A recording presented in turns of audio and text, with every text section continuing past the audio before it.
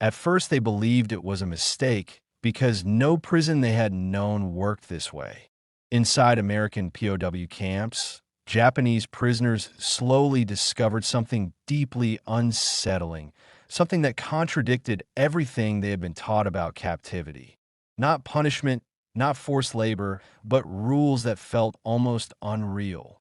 For many Japanese prisoners of war, capture itself was already a form of disgrace, something worse than physical suffering, because surrender had been described to them as the ultimate dishonor. They expected cruelty, humiliation, and a daily struggle simply to stay alive, shaped by years of military doctrine and wartime propaganda. Instead, what they encountered inside American POW camps created a deep and lasting confusion. Meals arrived on fixed schedules, served on metal trays, with portions that looked disturbingly generous to men who had survived on rationed rice or battlefield scraps. Clean water flowed without restriction, showers were available, and medical checks were conducted with an efficiency that felt more administrative than punitive. At first, many prisoners refused to believe what they were seeing. Some suspected a trick designed to weaken them psychologically, while others believed the treatment was temporary and would soon be replaced by harsher conditions. But days passed, then weeks, and the system remained unchanged. Guards followed clear rules, punishments were rare and regulated, and prisoners were given access to items that had no obvious military purpose, such as soap, writing paper, and even small comforts meant to maintain routine rather than fear. For men raised to believe that captivity meant suffering without dignity, this environment created a different kind of shock, one that challenged not only their expectations of the enemy, but their understanding of war itself. This was not kindness in the traditional sense, nor was it mercy. It was a calculated structure built on international law, logistics, and a belief that control could be maintained without constant brutality. And for many Japanese POWs, this realization marked the beginning of a quiet internal conflict, where survival no longer meant enduring pain alone, but living inside a system that felt profoundly unfamiliar. The first days inside an American prisoner of war camp unfolded slowly, marked not by violence or chaos, but by routines that felt strangely ordinary to men who had prepared themselves for something far worse. After processing and registration, Japanese prisoners were assigned living quarters that followed strict organizational rules, with numbered bunks, scheduled roll calls, and clear instructions posted in multiple languages. What unsettled many prisoners was not what was taken from them, but what was unexpectedly provided. Barracks were kept clean, inspections were regular, and medical staff moved through the camp with an efficiency that resembled civilian institutions rather than military prisons. For soldiers accustomed to the harsh discipline of their own army, where illness was often ignored and weakness punished, this level of attention felt deeply unfamiliar. Meals became the most immediate source of disbelief. Food was served at consistent hours, prepared in large kitchens, and distributed in measured portions that met basic nutritional standards set by American military regulations. While the taste and ingredients were unfamiliar, the quantity alone forced prisoners to confront an uncomfortable reality, because hunger was not meant to be part of their captivity. Some prisoners ate cautiously at first, fearing that rations would be reduced once compliance was achieved. Others saved portions, hiding bread or meat in their clothing, unable to accept that the next meal would arrive as promised. Over time, patterns emerged that could not be ignored. Each day followed the same structure, beginning with roll call, followed by work assignments that were limited in duration and governed by the Geneva Convention. Labor was supervised, but it was not endless, and rest periods were enforced even when prisoners themselves expected to be pushed harder. Perhaps most surprising was the absence of constant intimidation. Guards maintained distance, spoke through interpreters when necessary, and relied on procedure rather than punishment to maintain order. Physical force was rare and documented, creating an environment where fear was replaced by uncertainty rather than terror. This uncertainty weighed heavily on the prisoner's mindset. Many had been taught that enemy forces would use cruelty to break their will. Yet here they faced a system that offered no clear enemy figure to resist. The lack of overt hostility made it difficult to maintain the psychological barriers they had built to survive capture. Small details began to accumulate. Soap was issued regularly, allowing prisoners to maintain personal hygiene in a way that felt almost inappropriate in a prison setting. Writing materials were distributed under supervision, enabling letters to be sent through the Red Cross, reconnecting prisoners with families they believed they would never hear from again. For some, these gestures created gratitude mixed with guilt. For others, they sparked suspicion, as if kindness itself was being used as a weapon. The camp functioned as a controlled environment designed to reduce unrest rather than provoke it.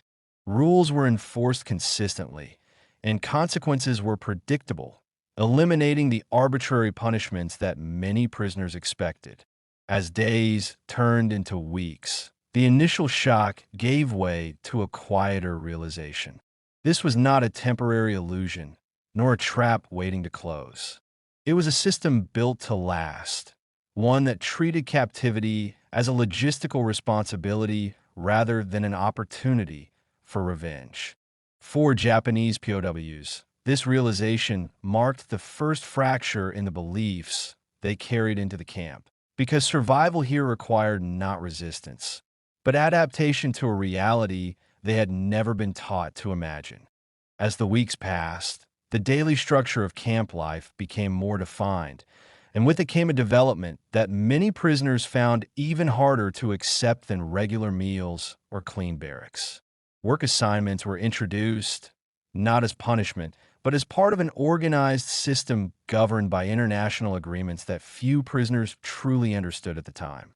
Japanese POWs were assigned to labor tasks that were physically demanding but limited in scope, including agricultural work, maintenance duties, and food preparation. The workday followed fixed hours, and when those hours ended, prisoners were returned to their quarters regardless of how much remained unfinished. This alone contradicted everything they had been taught to expect. In their previous military experience, labor was often endless, driven by exhaustion rather than efficiency, and stopping before collapse was rarely permitted. Here, however, American officers monitored schedules closely, ensuring that work limits were respected, not out of sympathy, but because regulations required it. The true shock came when prisoners learned that their labor was compensated. Small payments were issued in the form of camp currency or credits that could be used within designated facilities. This system allowed prisoners to purchase extra food items, toiletries, writing supplies, or simple comforts that extended beyond basic rations. At first, many refused to believe the arrangement was genuine. Some suspected that accepting payment would be used against them later, perhaps as evidence of collaboration or weakness. Others believed the system was temporary, a tactic meant to encourage obedience before harsher conditions were imposed. Yet the payments continued.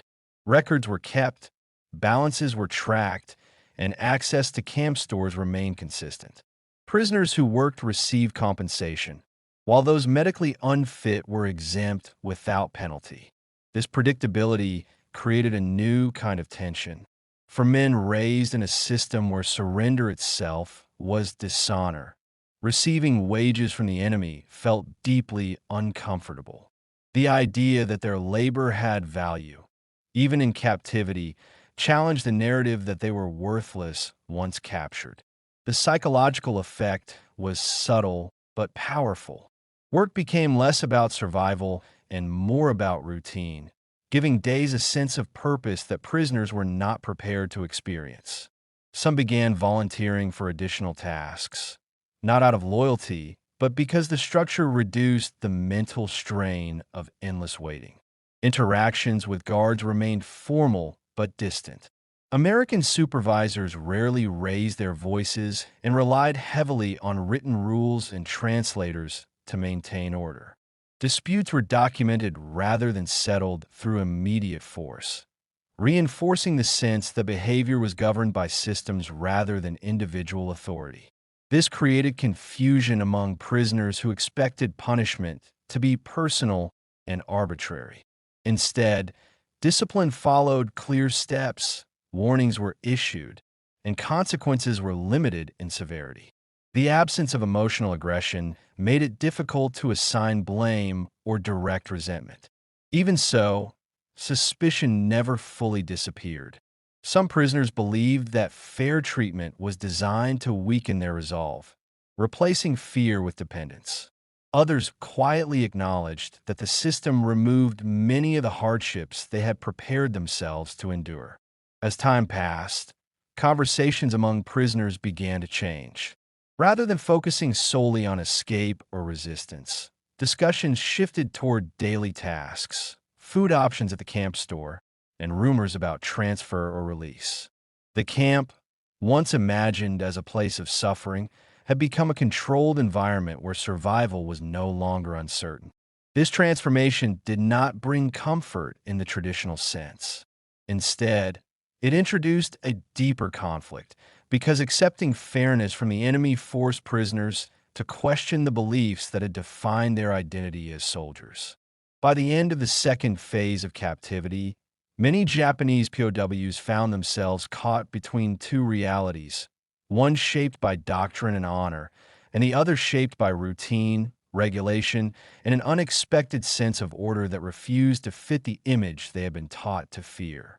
As routines settled deeper into daily camp life, Japanese prisoners of war began to experience a change that was less visible than food or wages, yet far more difficult to process.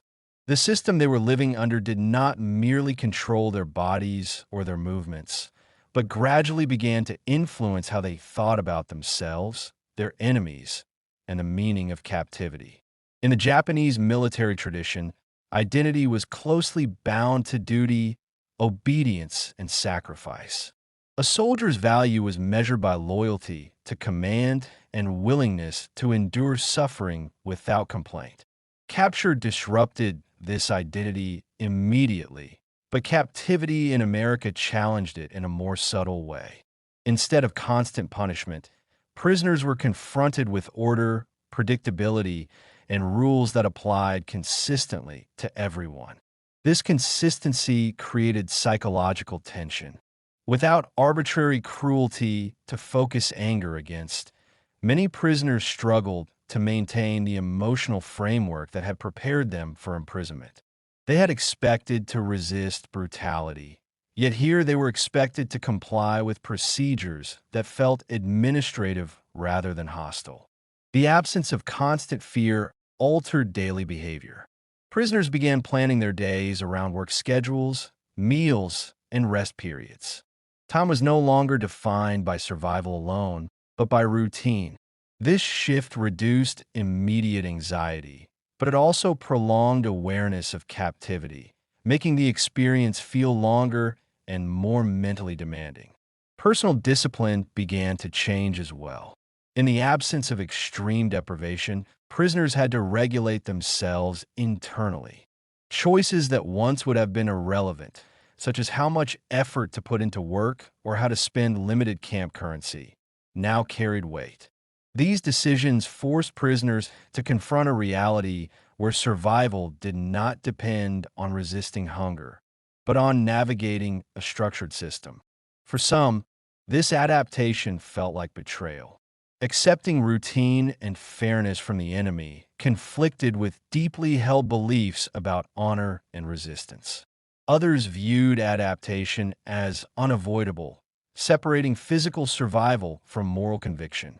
These differences created quiet divisions within the prisoner population, shaping relationships and conversations. Interactions among prisoners reflected this shift. Early discussions centered on suspicion and expectations of worsening conditions. Over time, Conversations moved toward practical matters, such as work assignments, camp rules, and rumors about transfer or release. The camp had become a closed world governed by its own logic, and prisoners were learning how to function within it. American authorities benefited from this transformation without direct intervention. A population focused on routine was calmer and easier to manage. Control was maintained through structure rather than force, reducing the need for harsh discipline. For prisoners, recognizing this dynamic added another layer of discomfort. They understood that the system worked precisely because it did not rely on cruelty. This realization challenged long-held assumptions about power. Many prisoners had believed that domination required suffering, yet here power operated quietly through schedules, regulations, and predictability. The enemy was no longer defined by visible aggression, but by an impersonal system that left little room for resistance. As weeks turned into months, the cumulative effect became harder to ignore.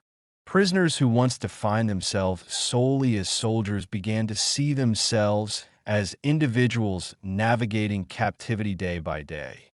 This shift did not erase loyalty or belief, but complicated identity in ways that were difficult to articulate. The most unsettling aspect was the recognition that adaptation did not feel dramatic.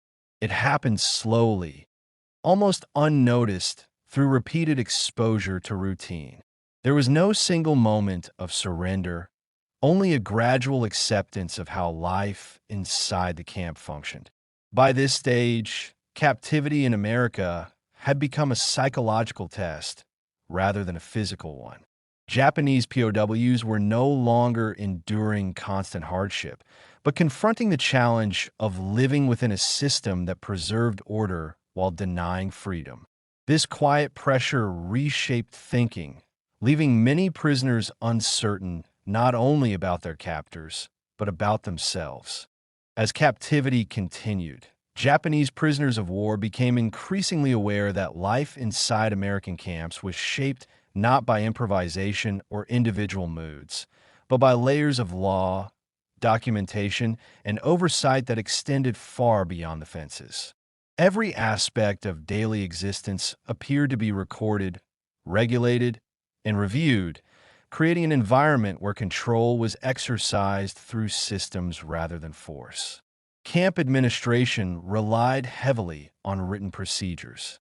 Rules were posted, schedules were fixed, and deviations were noted rather than punished impulsively.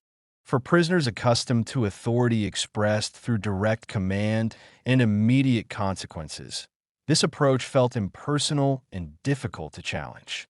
There was no single figure to confront, only a structure that continued to operate regardless of individual reaction. Medical inspections reinforced this perception. Doctors and orderlies examined prisoners regularly, recording weight, injuries, and general condition. These checks were conducted with professional distance, focused on maintaining health rather than asserting dominance. For many prisoners, the experience of being monitored in this way emphasized that their bodies were considered assets to be maintained, not objects to be broken. Observation extended beyond health into behavior. Work performance, attendance, and compliance with camp routines were tracked quietly. Reports were filed, and patterns were analyzed over time. Discipline, when applied, followed defined steps, often beginning with warnings and documentation rather than immediate punishment. This predictability removed the fear of sudden retaliation, replacing it with the pressure of constant awareness. The presence of international law, particularly the Geneva Convention, hovered over camp life, even when it was not openly discussed. Prisoners gradually realized that their treatment was influenced by standards meant to be observed by external authorities. Inspections, record-keeping, and consistency served not only internal order, but also the appearance of legality.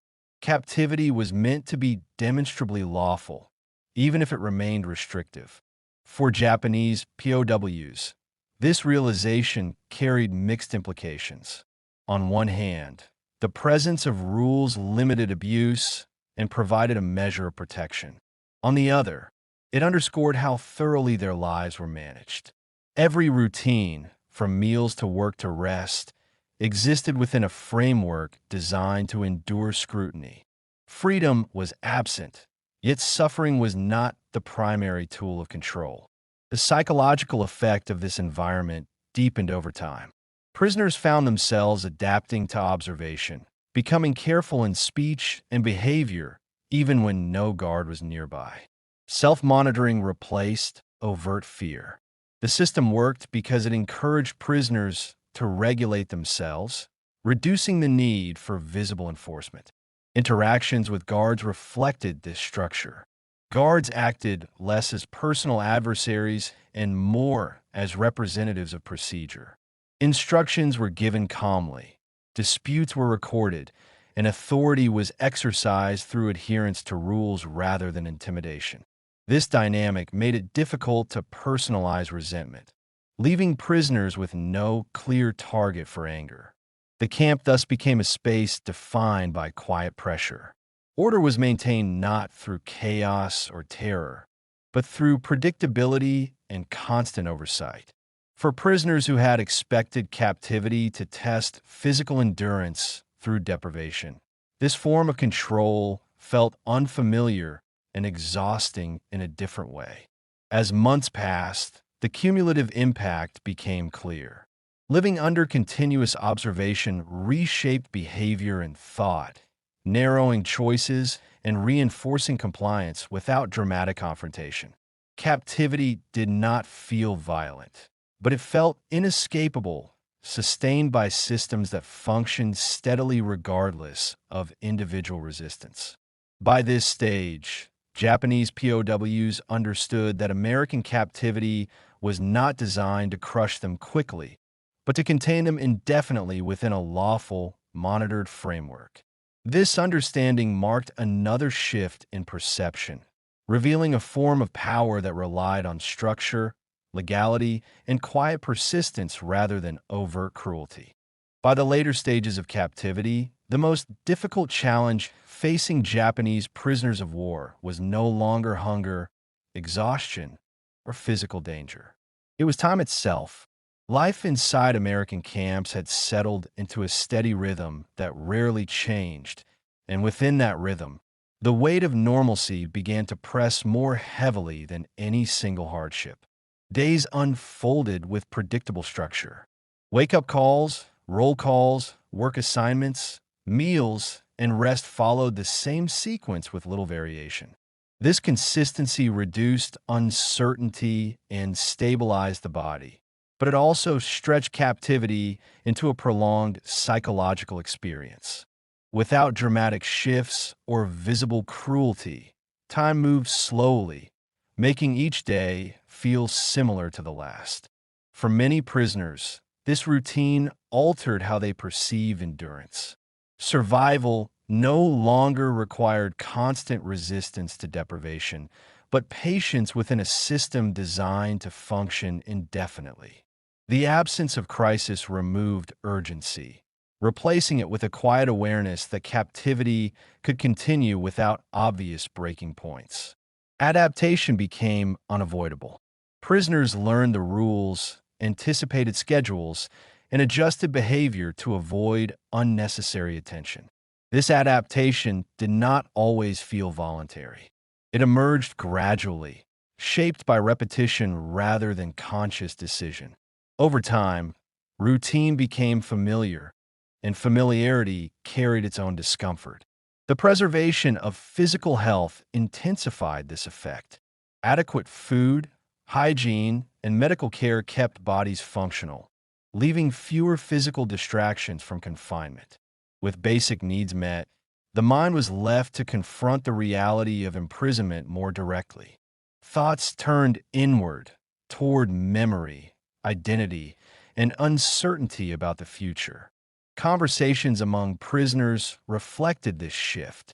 Early discussions of resistance or escape gave way to quieter reflections on the passage of time and rumors of repatriation. Hope existed, but it was distant and undefined. The camp became a place of waiting rather than struggle, where endurance meant remaining mentally intact over months and years. For some Japanese POWs, this waiting created internal conflict. Adaptation felt uncomfortably close to acceptance. Maintaining routine and complying with rules seemed to blur the line between survival and surrender. Others viewed adaptation as a necessary separation between physical existence and personal belief, a way to endure without abandoning inner convictions. American camp administration benefited from this transformation. A population accustomed to routine was calmer and more predictable. Control required fewer interventions, as prisoners regulated themselves in anticipation of expectations. The system sustained itself through repetition, reducing the need for visible force. Yet beneath this stability lay persistent tension. Normalcy did not equate to freedom, and routine did not erase captivity. Each orderly day reinforced the same truth. Life was contained within fences and governed by decisions made elsewhere. The predictability that preserved stability also highlighted the absence of choice. As the war progressed and news filtered unevenly into the camps, prisoners measured time not by events, but by seasons and schedules. Months passed without significant change, deepening the sense that captivity was not an interruption, but a suspended existence. This realization weighed heavily, particularly for those who had expected imprisonment to be short or brutal rather than extended and regulated. By the final phase of captivity, many Japanese POWs understood that the greatest test imposed by American camps was not physical suffering, but psychological endurance within normalcy. The system did not seek to break them quickly. It sought to contain them patiently, allowing routine to do what force did not. In this way, captivity became an experience defined less by hardship than by adaptation to a controlled, predictable environment. For Japanese prisoners of war, this quiet pressure reshaped their understanding of imprisonment, power, and endurance, leaving an impression that lingered long after the gates finally opened. For Japanese prisoners of war held in the United States, captivity unfolded in ways they had never been prepared to imagine. What they encountered was not a place defined by constant brutality or deprivation, but a system built on routine, regulation, and quiet control. This reality challenged deeply ingrained beliefs about honor, suffering, and the nature of imprisonment. Food arrived on schedule, work followed clear limits, and wages were issued according to rules rather than mood. Hygiene was maintained, medical care was provided, and daily life was governed by procedures designed to endure rather than provoke. These conditions preserved physical health while placing a different kind of pressure on the mind, one rooted in time, predictability, and adaptation. The absence of overt cruelty did not make captivity easy. Instead, it removed familiar markers of resistance, forcing prisoners to confront a system that controlled without rage or spectacle. Power was exercised through structure rather than fear, and endurance became a matter of patience rather than survival against deprivation. For many Japanese POWs, this form of captivity proved deeply unsettling. Accepting routine and fairness from an enemy conflicted with beliefs shaped by years of doctrine and wartime propaganda. Adaptation felt uncomfortably close to surrender, even as it became necessary for survival. The struggle was no longer against hunger or exhaustion, but against the quiet erosion of expectations. Over time, captivity in America revealed a broader truth about control and war. Systems that function calmly and predictably can shape behavior as effectively as force, often with fewer visible scars. By sustaining bodies and regulating daily life, the camps tested endurance through normalcy rather than suffering. When the war ended and prisoners returned home, memories of captivity were shaped not only by fences and guards, but by routines that contradicted everything they had believed. The experience left many with lingering questions about power, obedience, and the ways in which control can operate without brutality. In the end, American captivity did not break Japanese prisoners through hardship alone. It challenged them by preserving life while denying freedom, leaving an impression that endured long after imprisonment itself had ended. For more untold World War II stories like this, subscribe to WWII Chronicle Vault and continue the journey with us.